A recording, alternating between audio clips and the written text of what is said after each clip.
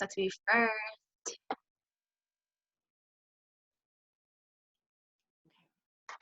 Priscilla, let me know when you're ready. Ready. Okay, so hi guys, we are doing our tech summit on wearable technology. My name is Beatrice and this is Priscilla. So what is wearable tech? Wearable tech is one of the fastest advancing technological markets right now that we have. It's basically anything that you can wear on the body, even as accessories.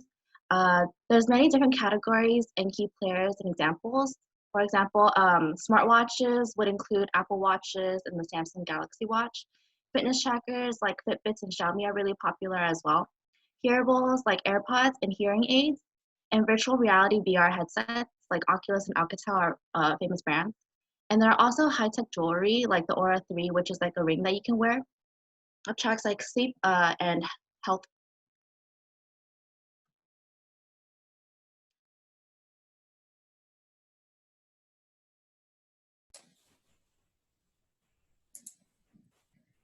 So on the economic side of this trend, you could see on the graph to the right in 2011, it was a year when advanced technology started to boom into the market. By then, in 2014, the market revenue doubled in hype and in sales, which in that same year to 2015, it reached its highest peak. It was believed by experts that by the end of 2019, wearable tech will gross over 50 billion in revenue. Since it has become very successful, wearable tech is progressing each year. Hype is also at the all-time high, which as a society, we are abandoning older technology for the latest of tech.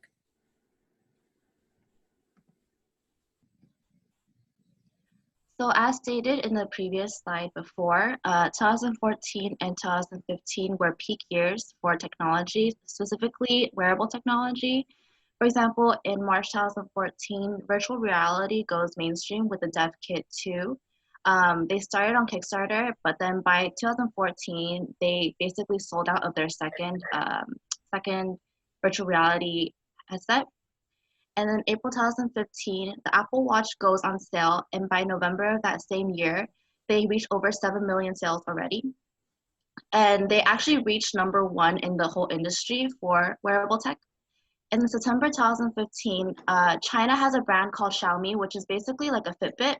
Xiaomi third quarter sales are up by 815% with their Mi Fit. And this is because they cut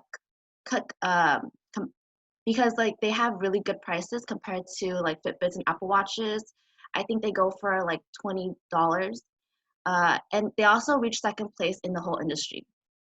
And in October 2015, Fitbit sales are at a total of 4.7 million since they started.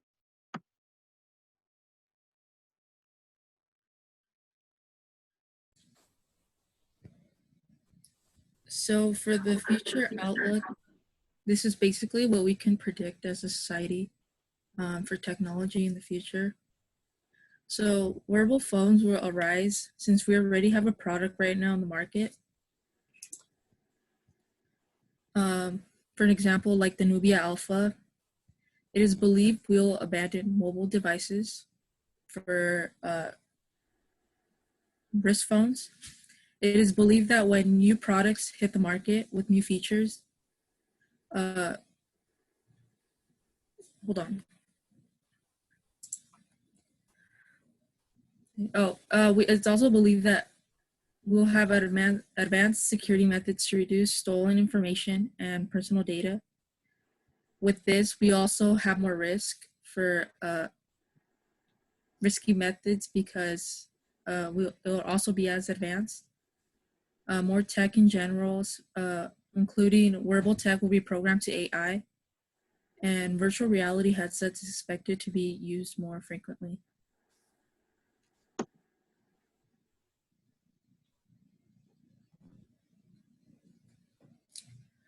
The future is today. One example of wearable tech that's advanced is the Aura 3 or Ring 3, and its advantages is it helps track sleeping phases of individuals. It can measure your body temperature, HRV, and your respiratory rate. This particular version has a higher battery life expectancy than the previous version. So you could see that tech is progressing and advancing by year. It just looks like an ordinary ring. It has good rating, so that means it's a good product. Does the public agree with wearables? As I mentioned in the economic slide, these wearables in technology are bought by the billions annually, and these products have an aesthetic that represents the new era. That's why people are buying them by its elegance.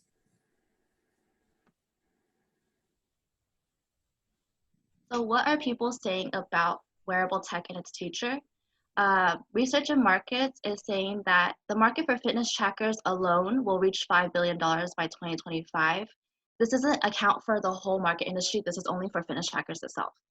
And then Pew Research Center conducted a survey in 2019 that found that over 21% of US adults right now use wearables, and this number is only continuing to grow.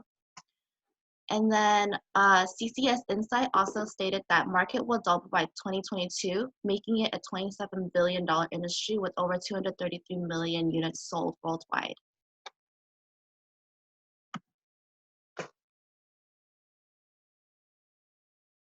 Any questions or feedback? Thank you. And we have a reference page.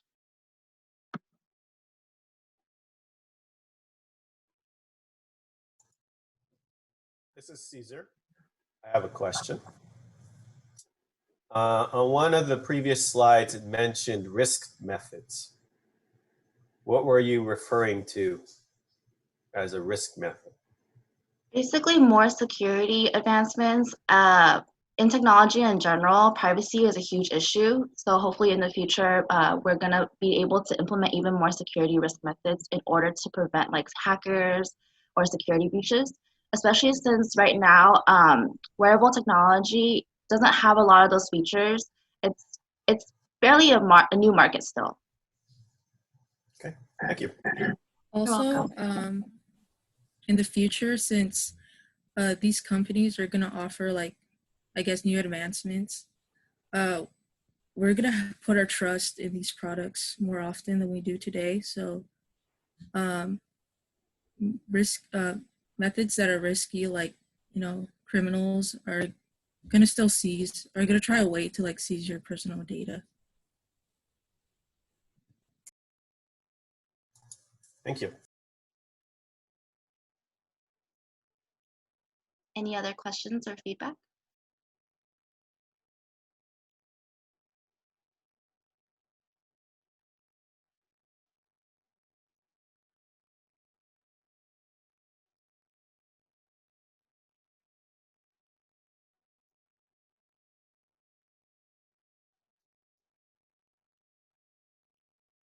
Can I give feedback to myself or to my group?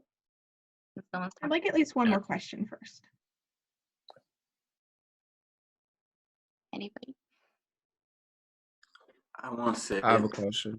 Go ahead. Yeah, before you say, personally, what do you guys think is a nice watch to buy? I honestly used to hate on Apple Watches, but after doing more research, I actually found it like really beneficial, especially since they're implementing a lot of more like health benefits in there or like health trackers in there. There's a lot of stories about how the Apple Watch itself has saved a lot of people's lives. Like for example, I think 2 years ago, some 76-year-old guy, he was wearing an Apple Watch and they monitored his heart. He found out that two of his artery valves were clogged, and then the other one was only at 10% remaining function. So I think that's pretty cool. Like a watch saved his life, and he didn't even know anything was wrong. Thank you. You're welcome. It seems that Angelina has a question. Yeah, what does HRV mean? Priscilla? HRV is basically like your blood pressure and like your heartbeat.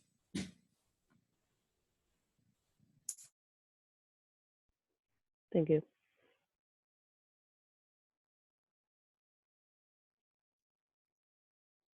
Amit, did you have a question? Yeah, I just wanted to say that you both did a good job because you two were me and Kong's partners, and I see how you improved and implemented a lot of um, feedback and stuff like that. You did really good. I don't have anything for improvements right now. Thank you. Thank you, Meet. All right. Thank you both. Hello. Oh, sorry. Are we Brian, out of if time? you have a question, yeah, we're going to move on to the next, but if you Okay, want to put it sounds in the good. chat box, they can answer your question. All right. Carlos and Daniel, you're up. You want me to share my screen, or are you gonna pull it up? You could do it. All right, sure.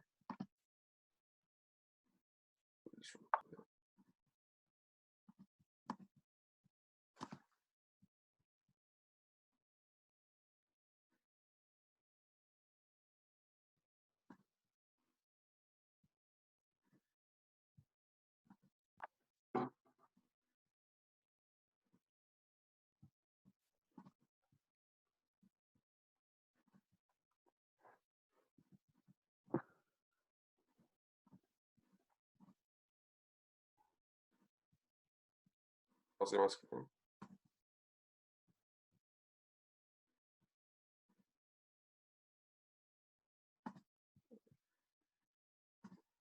Carlos, I think you missed this earlier, but you are currently being recorded. Oh and yeah, we're no, recording I this. saw when I joined it. As soon Okay. as it told me, it let me know. For sure. Let me move this video chat real quick. All right, so me and Daniel got evolving tech and gaming, and this is our slides. So pretty much for trend overview, it started in the 1940s by Dr. Edward Euler Condon with a math game called NIM. It was originally launched in New York World's Fair. It was the first game on display. It wasn't like released to the public. It was mostly in this little event, and it was like played over 30,000 times, I believe. And this game gained so much notoriety, even though it was just a mathematical game. It brought a lot of attention just because people were really curious as to how this direction was gonna, or it was gonna take the direction of like games and that at that time, because there wasn't really anything. And like 2 decades later, there was this guy named Ralph Baer and his team called or created a prototype for the first console, and it was called Brown Box. Although the console initially didn't do well because of management issues, um,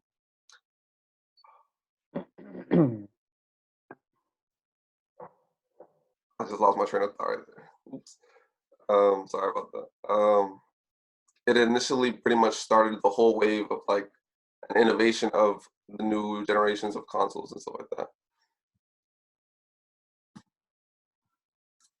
So for my trend, or for the trend, I chose virtual reality because virtual reality has been like continuously growing in aspects of like of everything. Like it's amazing to see how far we've come with virtual reality. From the first time it started around the 1960s, it started with aviation, because it has high stakes. When we take airplanes, we don't want to cause casualties. There's a lot of things that can go wrong. So they made this virtual reality to have multiple scenarios, like for turbulence, for if things that could just go wrong. Let's say it was stormy, they can train through how to maneuver through these rough weathers and stuff like that.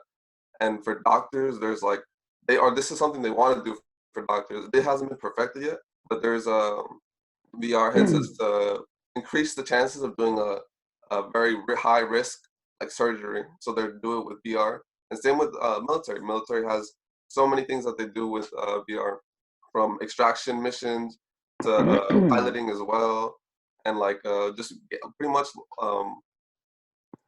battlefield like tactics and stuff like that. It's crazy how many games they use, or not games, but like their own like basically game.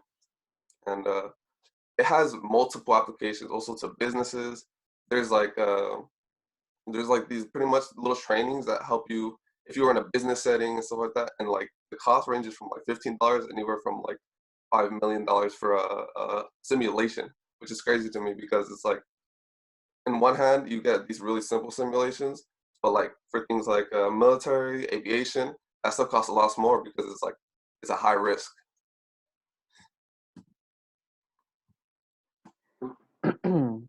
Okay, and so the future outlook of it, there's actually supposed to be a picture right there.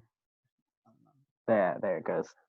So, future outlook for gaming and everything is that I found it very interesting that Tesla has an arcade mode inside of it, inside of the car.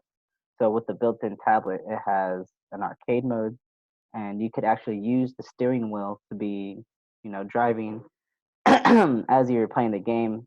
But they do encourage you not to actually hit the gas. The on the game, the gas already goes for you, but you could use your brake pedal, and as you're playing the game, you drive your own Tesla inside of the game. It has its own make and model, and so I felt like this would be probably our future. Playing games in our cars whenever we just need to pass time. I see Tesla selling a lot more cars, which means a lot more people will be able to experience the arcade games on there. You could go ahead and hit this slide. And another thing that comes towards our future is Project Scarlet, which is the new Xbox that's set to come out soon. They are also going to try to implement some VR within its games and everything. And Microsoft supports the Scarlet console will support 8K gaming, frames rate up to 120 FPS in games, ray tracing, and variable refresh rate support. Microsoft is also using an SSD on Project Scarlet and custom designed computers based on AMD Zen 2 and Radeon. The PlayStation 5 is actually also going to be coming out during the same time.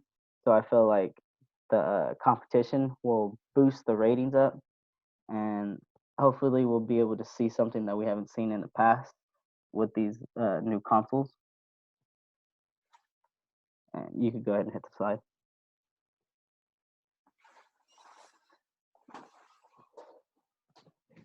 Any questions or feedback? Questions or feedback for any of us? I have a question. How many games can you play on the Tesla tablet? On the Tesla tablet, it has some already built in. And as I could see, there is already about 6 playable games on there. For me, I was trying to kind of look to see if you were going to be able to download any games of your own. But as I seen, there was already 6 games that you could already play. There was Tetris. There's a driving game. There was just like I forgot the other 4 games, but I found that to be pretty cool that you could use the wheel as your own little controller. And they said that you could use that to pass the time by playing it when you're charging your Tesla, but they do encourage you not to play it during driving or if you're on the road or anything, because they want to avoid crashes and everything like that.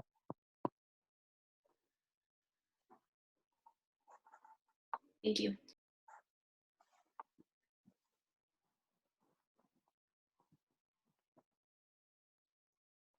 Anybody else has any questions or feedback?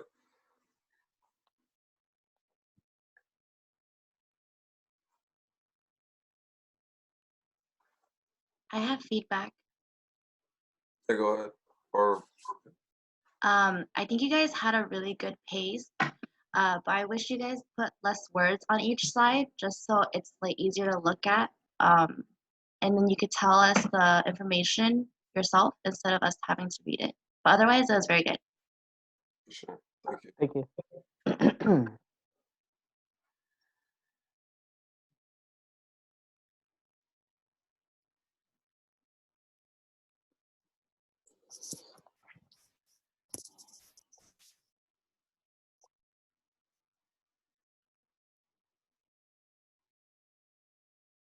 Okay, I have question. Colin? Yeah. So you mentioned to the PlayStation 5, right? So Yeah. do you know exactly when is published that product?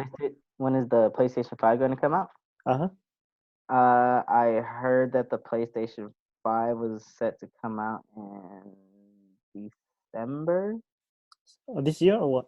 of next year. Or next year? Oh, okay, I see. Yeah, I want to say it comes out next year in December. Oh, okay, cool. Thank you. Yeah, no problem. All right, we'll end there. Thank you. You can stop sharing your screen. Wouldn't let me stop sharing. I was glitching out there for a second.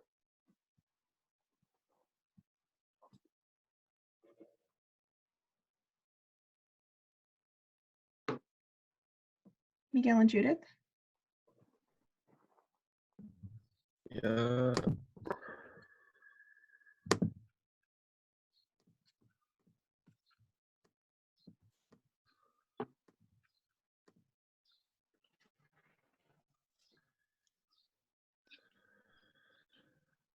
Okay, can we start? All right. All right, good morning, y'all.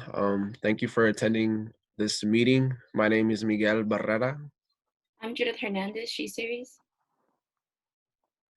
and we will be discussing our topic today, which is artificial intelligence.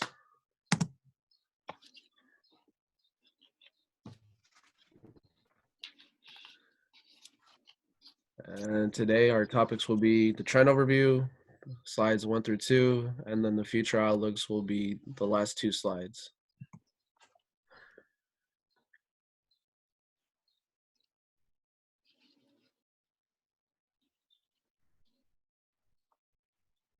So artificial intelligence is a wide range of computer science that focuses on smart technology that can be capable of tasks using human intelligence. Another definition from the textbook Artificial Intelligence, A Modern Approach, is that the authors Stuart Russell and Peter Norvig stated that AI as a study of agents that receive percepts from the environment and perform actions. Other researchers might define AI as pure algorithms. There's many different definitions, but overall all of them are the same. AI can be listed into 2 different categories, narrow AI versus strong AI or AGI. Narrow AI is designed to perform simple tasks such as driving a car or a Google search, while AGI is the goal of many companies and it is supposed to outperform humans at every comprehension. An example of this is the robot R2-D2 from Star Wars. The 20th century presented the idea of artificial intelligence when sci-fi films such as The Wizard of Oz and Metropolis were released. The idea of a humanoid robot impressed many scientists, mathematicians, and philosophers. So on the video, I have the video from Metropolis, and on top is The Wizard of Oz, which was the man behind the curtain. So there are a total of 10 founding fathers of AI. 4 of them presented a program named The Logic Theorist to copy the problem-solving skills of a human. This and the term artificial intelligence was introduced at the Dartmouth Summer Research Project. So in the picture on the bottom, there's Trenchard Moore, John McCarthy, Marvin Minsky, Oliver Selfridge, and Ray Solomonoff. AI was thriving from 1957 to 1974 due to the advancement of computers and their ability to be able to store more information. It also became faster and cheaper. Next slide.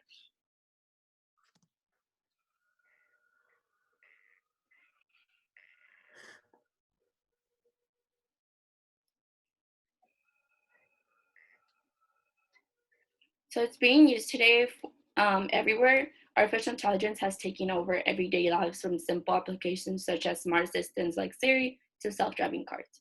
It is being used today for banking, entertainment, and marketing, and also healthcare, dental, and law enforcement. AI has now lost its momentum and its growth rate. It is being used in big companies like Google, Facebook, and Amazon. It is also being used by consumers on their smartphones. For example, the face recognition on Apple's new iPhone, the iPhone X. Prices vary from hardware to software, and it can also vary from product to product. AI is expected to cost around $58 billion in the upcoming years.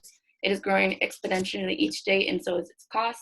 On the graph is the artificial intelligence revenue by region from 2015 to 2024, and by 2024, Asia Pacific will be kind of the biggest for artificial intelligence.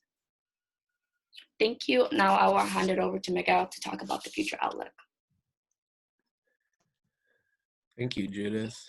I hope my slide is showing on everybody's screen.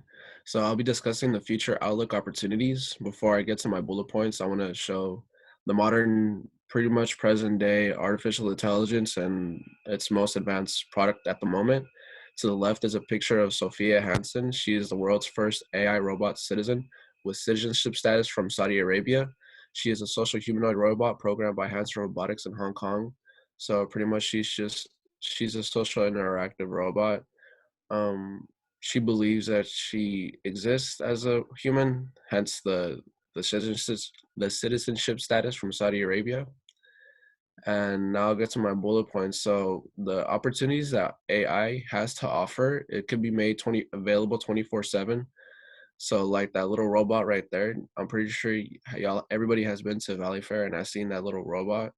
It's pretty much like a security system thing. You know, it has a camera around it and interacts with people. I suppose. I actually haven't talked to it, but you know, it's there 24/7. It wouldn't tire out like a human being. You know, it does what it has to do. And another point that I put out is it can be used for experiments such as visiting other planets. So, like Mars, the NASA sends different types of machines to Mars, but nothing really that can, well, whatever it records, but I'm pretty sure with artificial intelligence, with more advanced artificial intelligence, it could develop and pretty much record more data within it. And it could also provide digital assistance, which is the chatbot. If you go on a website and you're trying to buy a product, you see a little chatbot, that's pretty much artificial intelligence right there. You know, it helps you find what you need to find in due time, and it's very efficient rather than having a human just be there for you all the time. Artificial intelligence could just bridge that gap of needing something available to you 24/7. And what I'll be discussing now is the threats of artificial intelligence. So, you know, everything that has a benefit always comes with a risk, right? So one of them that I put out is the existential risk from artificial general intelligence, meaning that if it has the idea of self-preservation, that could possibly be the end of human existence. So I don't know if y'all have ever seen Terminator, pretty popular movie. That's one good example that I saw, and pretty much artificial intelligence, you know, the human and robot war, whatever it was about. And then so yeah, that's what it could look like. And also it can be capable to attaining super confidential information and possibly leak if given to the wrong hands, meaning that, you know, if somebody captures a robot that has confidential information and really picks at it to see what it can find, it can find anything. And you know, everything about technology, the biggest concern with it comes is privacy. So if artificial intelligence is programmed to have a lot of information within it, anything can be leaked to the world. And another threat is currently there are no AIs with developed emotion. Therefore, it lacks teamwork and it really can't think outside of the box like how normal humans socialize.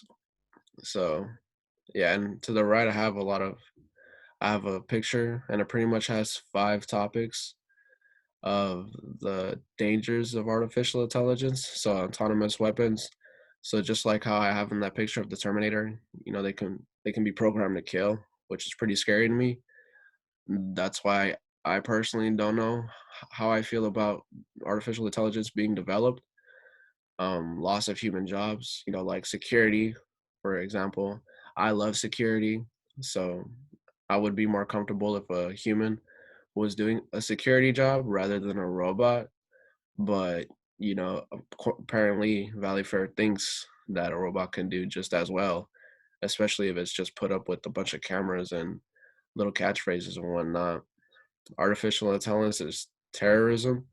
So, you know, that could pretty much be like the Terminator or leaking information, invasion of privacy, which is obviously one of the big factors of technology in general. You know, nothing is ever secure. I don't believe anything will ever be secure to the best of its consent, but you know, things are the way they are. And yeah, that is my outlook of artificial intelligence threats. Here are our sources, and thank you so much for listening to the both of us. Thank you. Are there any questions or feedback? Yeah, I have a question. Yes, sir. So you know how you were talking about how like you don't want robots to be security guards and stuff like that, or like just be in public in general like that. Like if they were, Yeah. you know, advanced to the point where they can walk by themselves, think for themselves and stuff like that. Do you think it would pose a threat if for like cyber attacks, you know? What if somebody hacks the robot or is able to take fully control of it, like, you know? Yeah, exactly. Like if a robot can be programmed to like shut down buildings, and if somebody wants to just hack that little robot to see what its capabilities can be of, you can find some things that you didn't even know the robot can do. You know, you can shut down pretty much any programs that require for it to communicate to any other higher authorities. Like you could shut all of that down. And yeah, that's a good point. I think if somebody tries to hack it, you just never know what you can come across of it. And I'm pretty sure, you know, they have no fear of trusting a robot with all of its information. Like, you know, you never know what they can give it. And it's pretty fearless because, you know, it's just a robot. You know, you never think that, okay, what if somebody might hack this little thing one day? You know, that's a good point. Thank you. Yeah, thank you.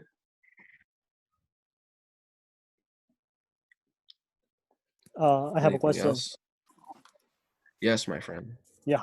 So you mentioned to the emotion and the teamwork. So Yes. So I don't. You think that emotion is an effect to the teamwork because you said there's no AIs with a develop emotion, so therefore no teamwork. Do you think that's right? Yeah, currently it's only hypothetical, right? So what I mean by hypothetical is that it's only a topic that's growing in discussion. So as of now, there's no robots or artificial intelligence that have emotion or that can think for themselves. And that's what's scary about if a robot is actually given these type of feelings and thoughts. You know, you never know what could come of it. But yeah, there's currently none of that right now. You know, they're pretty much just programmed to do what they have to do. But like if a complex situation were to happen, there's no emotion or reactive or, you know, creative thought or outside of the box thinking. So yeah, this whole emotion topic, it's hypothetical, you know. It's not developed yet, but you know, once it does happen, you never know what'll happen. You know, you'll never know what'll come of it. Yeah. Thank you. Thank you. I have a question. It's a little silly, but Yeah. it's about Sophia. I wonder, do you guys know why she still has no hair to make her look less robotic? I mean, you can give her a wig, but you know, a lot of people, I believe, want to see that machine that she has on the back of her head. Here, I'll scroll back. So you see this little that programmable machine thing, the whatever she has in the back of her head. I don't know. Maybe that's what she likes about herself. You know, she just wants to stand out. Like, yeah, I have a computer for a brain. What you got? You know what I mean? But yeah, I mean, I'm pretty sure you could throw on a little wig on her, but maybe that's her thing right now. Thank you though. Sorry if I don't answer your question, but I found that interesting too.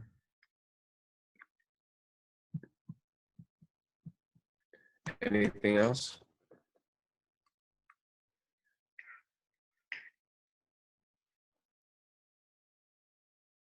And I want to say thank you for the robot you mentioned in the body framework. You know, I have seen that, but I don't understand why they put that robot in in front of the store. I don't. All right, glad to put you on, my friend. Yeah. If you walk towards it, it just swerves away from you. I've done. Yes. Yes, yes. All Any right. feedback out there? We'll stop there just in the interest of time, but thank you, and you can stop sharing your screen. Okay, thank you. Next up is Malia and Tamara.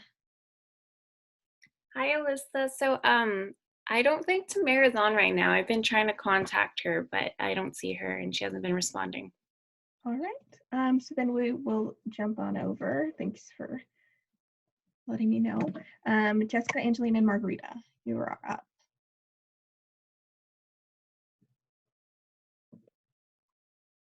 Do you want me to share screen, girls? Okay. Yeah.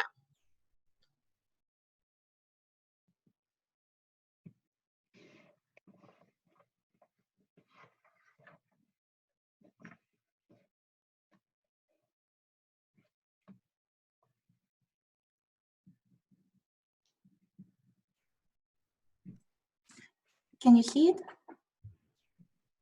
Yes. Yes. So hello, my name is Margarita, and we have Jessica and Angelina, and our topic of our presentation today is evolving tech in aerospace. So my trend is internet access through broadband systems via satellites, high-speed internet access across the globe. Satellite internet access is internet access provided through communication satellites. Rather sending internet signals through electric cables, which must be physically laid down to reach far-flung places, satellite internet works by beaming information through the vacuum of space. And according to the UN, currently about 57% of the world population doesn't have internet access. So the potential market is very huge and enormous. Analysts agree that the advent of huge fleets of small satellites is in non-geostationary orbits have the potential to change the paradigm for satellite internet.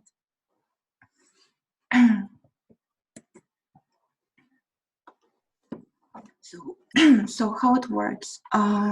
Your computer sends a signal request through your modem to your satellite dish and then up to a provider's orbiting satellite.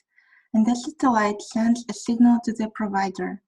After that, the provider transmits the signal back to the satellite.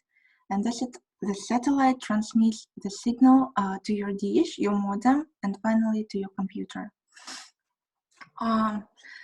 Some of key players are Starlink by SpaceX. They are doing right now launches for little, like small satellites, and they launched it by Falcon 9 rocket. And also it's Viasat, HughesNet, Globalstar, Iridium satellite, and Kuiper systems by Amazon, and OneWeb satellite constellation, and others. So some of the strengths and opportunities are that keeping space clean, first of all, because some programs are on the leading edge of on-orbit debris mitigation, exceeding all industry standards. And satellites have less mass and more compact. So for example, Starlink by SpaceX is doing satellites approximately 260 kilograms. It's kind of very small. And also one of the strengths is having a large consumer adoption by reasonably priced ground equipment. So it should be not so expensive like now. So my trend is the government contracts with aerospace companies. So aerospace is like has a lot of like different things. It's not just like, you know, there's Margarita's and then here's mine. And then like Jessica's is also different. Mine, I did mine with the, you know, the missiles they make for their aircraft. And these are the top 5 on the left are the top 5 contracts with the government, aerospace companies. And only certain companies are contracted with the government. Other aerospace companies are still very big, but they're not like governmented. So they don't make things, it's like a private company. And I'd say I don't know why the second one, but the second bullet point is the number one, the biggest company for that, for the aerospace government contracts. And then could you go to the next slide? And then the aerospace design for the government aviation. Besides missiles being made, there are companies that make aircraft for the government. There are so many, like too many to put on the list. And then there's combat and non-combat aircraft. Non-combat aircraft aren't necessarily for combat, but are equipped with weapons, just in case. And then combat-made aircraft are designed to destroy enemy aircraft. They are divided up to fighters and bombers. Oh, you did the next one.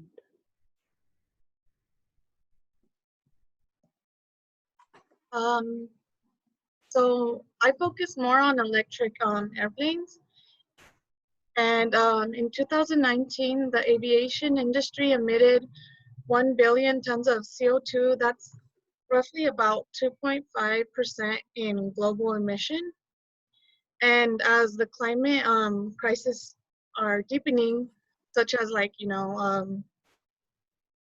the whole icebergs melting and all that, and nobody really, a lot of people don't believe in climate change, but I do. So I feel we should all do our own part in changing the world, and the airplane companies are doing so by moving forward to electric airplanes, which I never even knew existed. So this was really interesting. And as of now, as a report said, in 2019, there was 170 electric aircraft projects underway internationally and moving up 50%. And the electric motors, they produce zero emission compared to the combustion engines. The issue with moving further is the lithium ion batteries. They're not able to power the airplane, long airplanes and long speeds, because most of the electric airplanes that are underway right now, like their top speed could be like 100 miles per hour, I believe it was. And the furthest one has gone was like 130 miles. So as the future is changing, technology needs to get better, and many engineers are steering towards hybrids to wait for the battery technology to advance. And right here is a picture of Harbor Air. It's the Magni X, and it was the first, the world's first fully electric commercial airplane that took like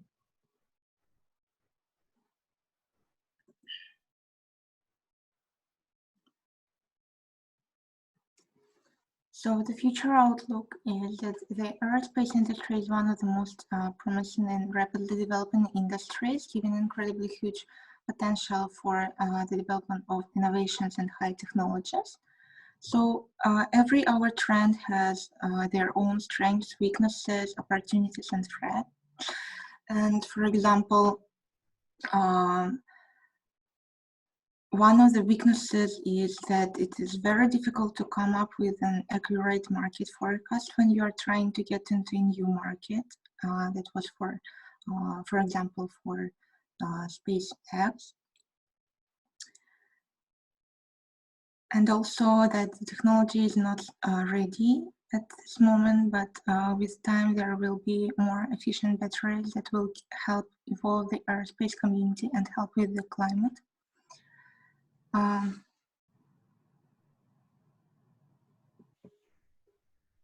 Do you have any questions or feedback?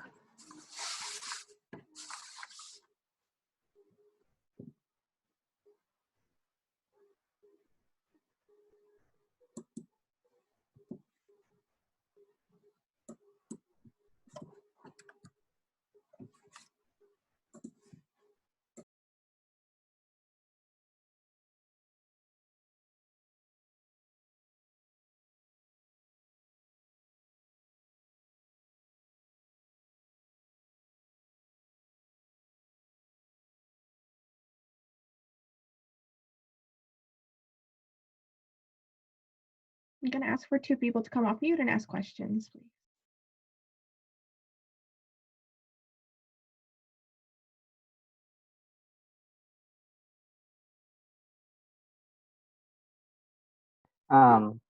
What was you said that the plane ran electrically? You said, and how far did it go? I really don't remember. Well, but, actually, it was only for 15. It was up in the air for 15 minutes, so it wasn't Okay. that much. But there was another plane that lasted a little bit longer, and it was called Alice by Aviation, and that one went 130 miles, like further. Wow, that's pretty crazy.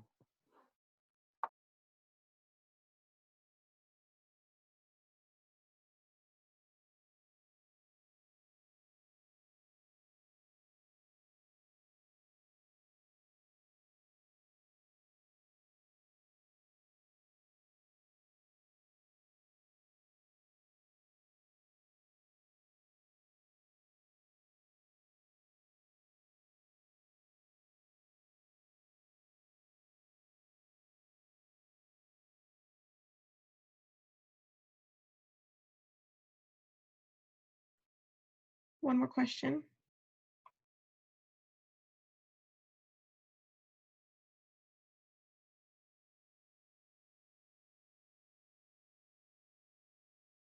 I have a question. When was the first electric airplane produced and actually tested for flight? The first one was well, the 1800s, but it failed because of the battery. Okay, thank you.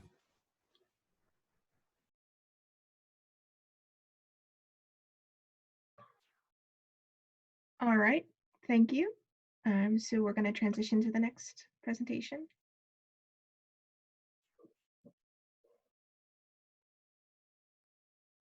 We'll go on for Daphne and Yesenia. Please keep adding that feedback into the Jamboard. It's really insightful, not only for the team, but also for everyone else. Oh.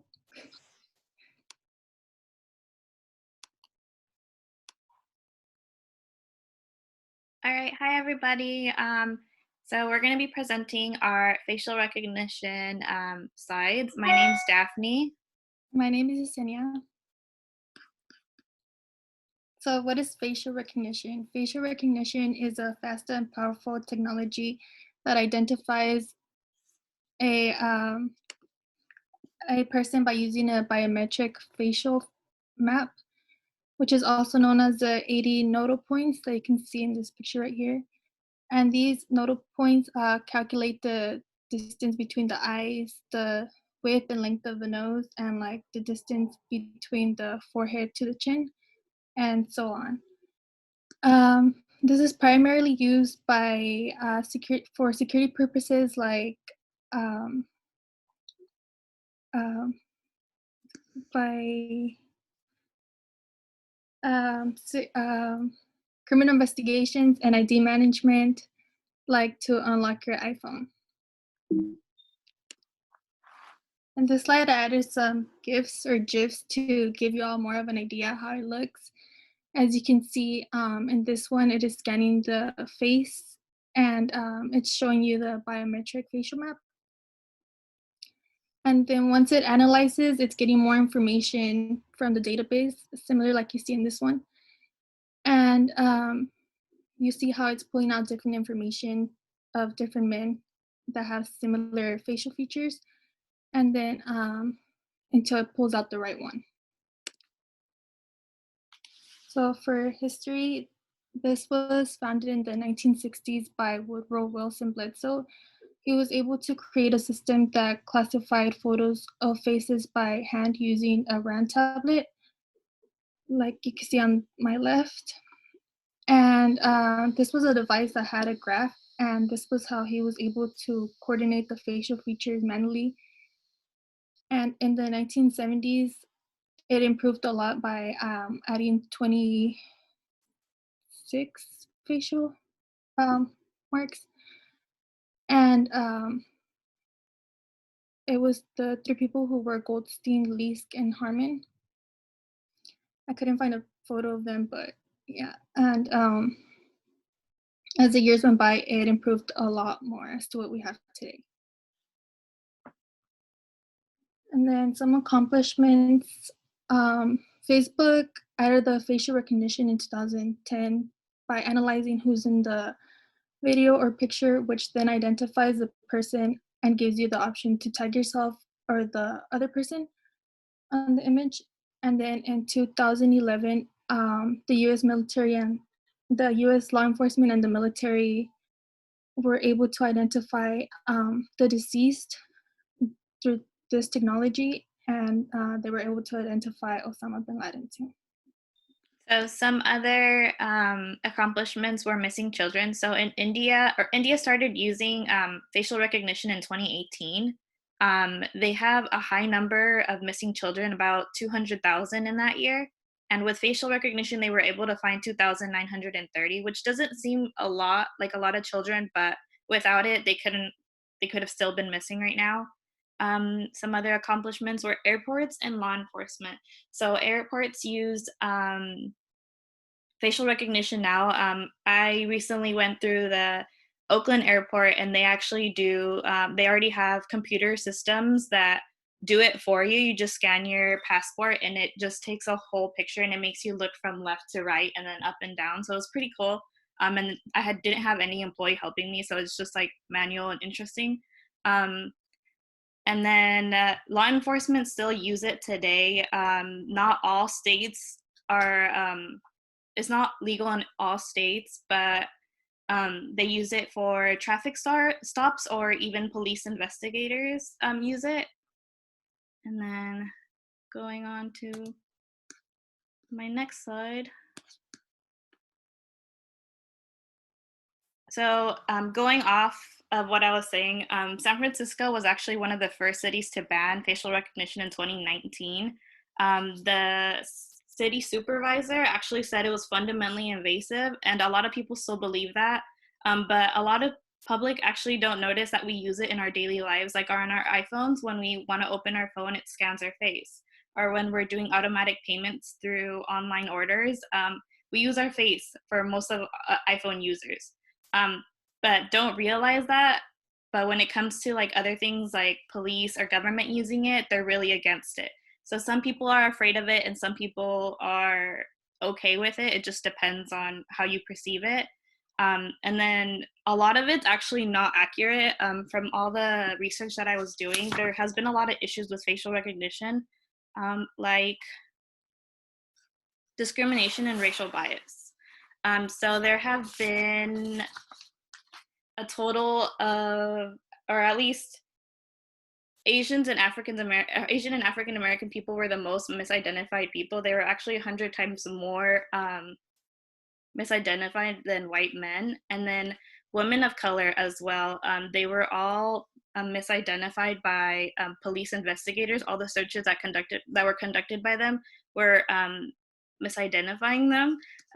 All these results could happen, or all this could result in either incarceration, missed flights, or lengthy arrest investigations. So I think we still have a long way to improve. And then that is it. Thank you. Questions or feedback for us? Yeah, I have a question. Yeah. So since San Francisco didn't really want to use facial recognition, I was wondering if you two personally believe that facial recognition is a type of an invasion of privacy. So honestly, I was one of those people where I didn't really pay attention to how much we were using of like facial recognition. Like I use it for my automatic payments and opening my phone every single day. So I'm one of those people that didn't know that it was happening. But I mean, I understand where people come from when they say it could be invasive. Right now, it's not fully developed, so it could be easily hacked. And the funny part about San Francisco buying it is that we're one of the biggest um, cities or that use tech, like Silicon Valley. We're surrounded by tech everywhere. And Amazon, Facebook, IBM, these are all Microsoft companies that are still creating softwares to sell to like all other states for government, police investigation. So even if San Francisco isn't using it, they're still creating these softwares to sell to other companies or other states. For me, I feel like it's not an invasion of privacy because I feel like nothing is, because like I feel like we're always being watched anyways because there's always cameras. So even if there was like no facial recognition, like we're always being watched. So it's like nothing to do with that. Thank you. I have a question. I had Sorry. Go ahead, Fernando. thank you. I have feedback and a question. So I really loved your guys' presentation. Especially the one that caught my eye the most was the discrimination and the racial bias slide, where like it kind of looked like a Netflix cinematic kind of thing. That was really cool. I really liked it.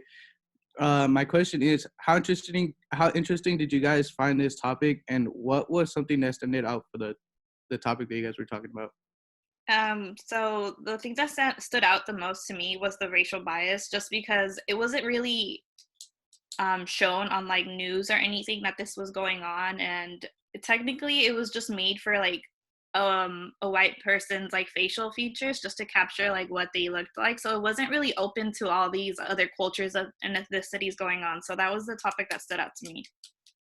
For me, I really liked the topic. Like I found everything really interesting, and like including the Osama bin Laden, how they found him like by that technology. So I thought it was really interesting. Thank you. Thank you. Bobby, do you have your question? Yeah. So did you do any research on people trying to do the face recognition to start a car? Like, have you seen that at all? So I saw that just like a few short stories, excuse me, of people trying to manufacture it right now. They haven't gotten it down completely, but I know it's in the works. Do you have any insights on it, like how it's gonna work or?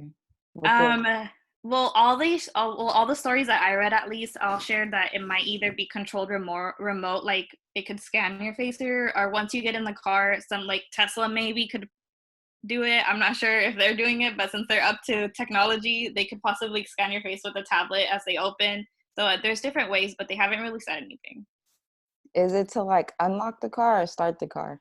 I think it's to unlock the car. I'm not completely sure. I would be worried if it was to start the car, but I'm not sure.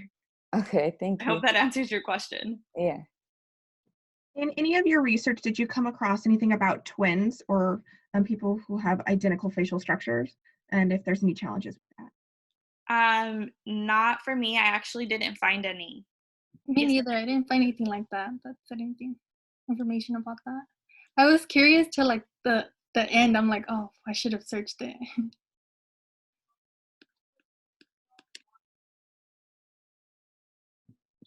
I have something to say. A long time ago, I forgot when, I heard a report about Oakland using facial recognition in their low income areas. Do you think that's kind of discriminatory, considering that they don't use the facial recognition to say in high income places? Personally, I wouldn't. It could be, I guess, depends on how you think about it. For me, I would think they're using it to make. I know Oakland is perceived as a dangerous city or not well put together. So I would think it would be for safety, not for racial discrimination. But I guess it's just the way you think about it.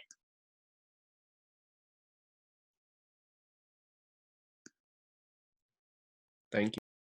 Thank All you. right. Thank you both. All right, I think we've got time for one more presentation. So Bobby and Ricardo, if you'd like to share your screen. And then can I ask somebody else to record or to be a timekeeper for Bobby and Ricardo, please? I can do it. Thanks, Malia.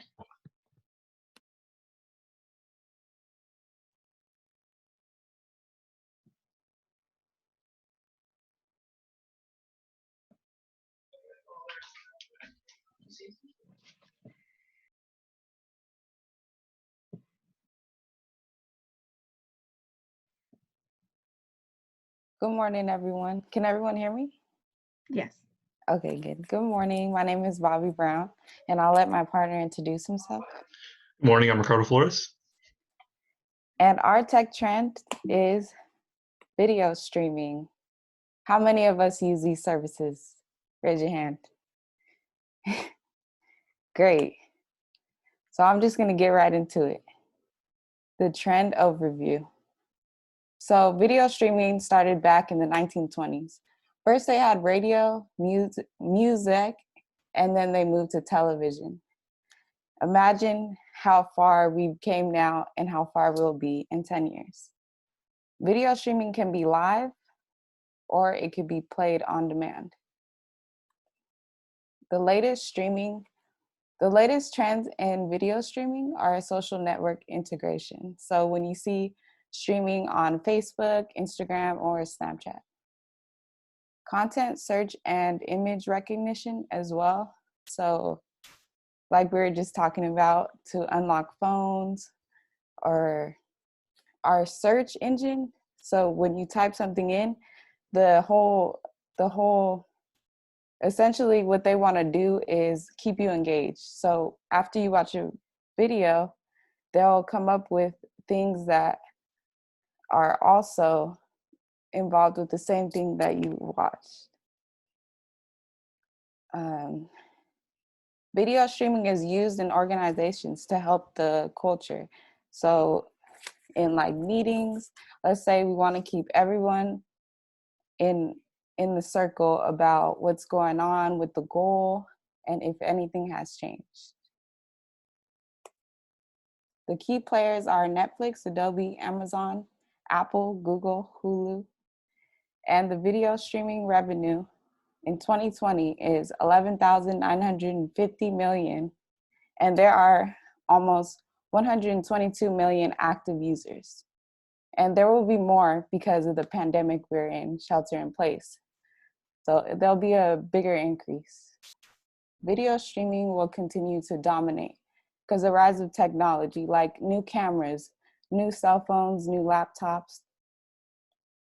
There's a lot of savings that comes with video streaming because cable's $100 a month, whereas Netflix is $12.99 per month. So you're saving like $80 just for using video streaming services. Content creators on YouTube make a decent living off just uploading videos off the subscription module. So there's a lot of benefits on video streaming. I'm gonna hand it off to my partner, Ricardo, for the future outlook. Thank you, Bobby. All right. So as mentioned by Bobby, the video streaming will continue to rise over the years. And as such, the industry will continue to grow in the billions. In 2024, for instance, it's estimated to make at least almost $30 billion. The current epidemic allows possible consumers to see the advantages of streaming services. So due to everyone being home, they're more likely to hop onto these streaming services for entertainment. This will allow the streaming providers to refine their service and make it even more accessible to customers, because they will be getting so much data that is so important to them. So pretty much watch time, what people are watching, how often they watch it. This will all help them to improve themselves. More services like Quibi will eventually pop up into the future, because there can't be a monopoly on these streaming services, so more will rise. Quibi is specifically used to for the business people. It focuses on 10 to 5-minute videos, which business people can watch on the go while they're waiting for a bus for just short periods of time. The amount of competition will be a double-edged sword for consumers because with more options, it's pretty great. You have more options to pick from, better prices, different shows. However, this also means exclusivity deals, so certain shows will be locked to certain providers. So in order to see a bunch of the shows that you want to watch, it's possible you have multiple streaming services to buy. Next one, please, Bob. So with the rise of digital media, it will also be the death of physical and traditional media. So digital services will overshadow traditional television and other traditional means of entertainment. When was the last time you went to the video rental store or bought a CD? Chances are it wasn't very recently. Traditional television providers have and will try their hands at creating some streaming services in order to stay relevant with these other streaming services. Comcast, I believe, already has their own sort of streaming service, but it's not really anything to brag about yet. Digital video is quickly becoming the most popular form of entertainment around, especially when it considers the younger age groups that we have all hopping onto this and almost being raised by streaming services. And so in the future, traditional media will be the primary form of entertainment, and physical media and traditional television will die out. Thank you. Any questions? Yeah, I have a question. Okay, go. Jisoo, you can go ahead.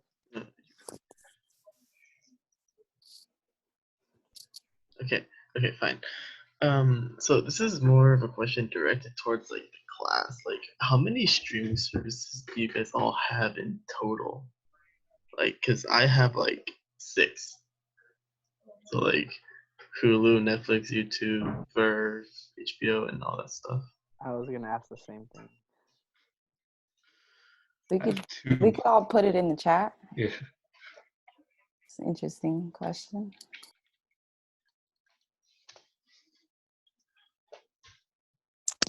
I got a question.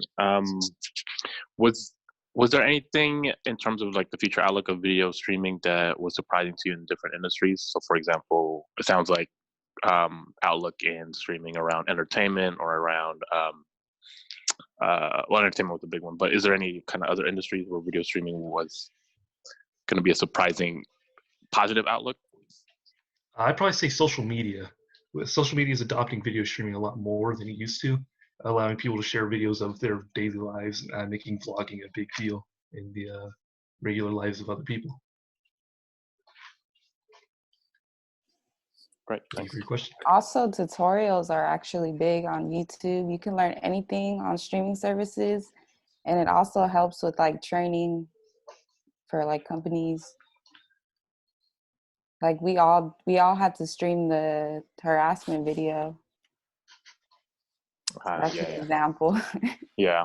I was wondering if there's also like, I think even hospitals and medical is also trying to stream a little bit where you stream your doctor live, but you know, kind of those applications I was wondering, curious also, but thank you.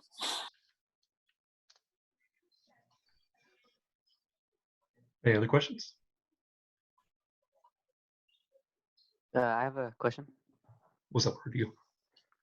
So I know you said that with the quarantine happening, how streaming went up in these past couple months. I was wondering if you guys is like any projection of when quarantine's done, is it planned to go down or is it just going to level out?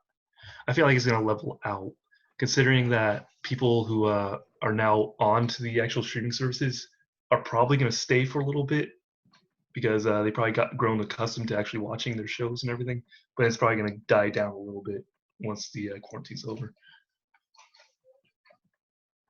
Thank you. No problem. Thank you. I had a question for you guys. What are your guys' favorite streaming sites or streaming apps? Bobby, would you like to go first? I would say mine is YouTube. I gain a lot of knowledge from YouTube. YouTube's the one I use the most, but Netflix is also pretty up there.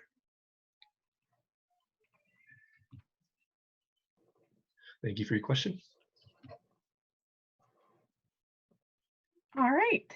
Thank you both for presenting. And although you probably thought you'd be going tomorrow, I appreciate Yeah, I your was not expecting that. we couldn't tell. You seem very well prepared, so feedback on that. But yes, we will have 4 more groups presenting tomorrow. I just want to thank those who did go today. And if everyone looks at the Jamboard link, especially if you're presenting tomorrow, I encourage you to go through and note the feedback that everyone is mentioning, because all of that is very valid. I'm seeing things between, even if you want to sound like an expert, not reading off of a script would help it feel more natural. There's some really positive things about visuals and the attention getters that some of the audience members use. And then something that Brian mentioned earlier is having a stronger conclusion.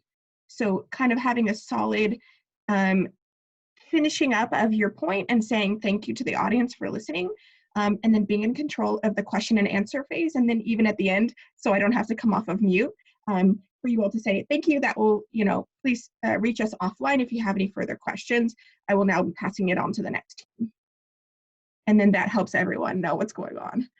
So these are some kind of next level tips. Again, check out that feedback and keep adding to it.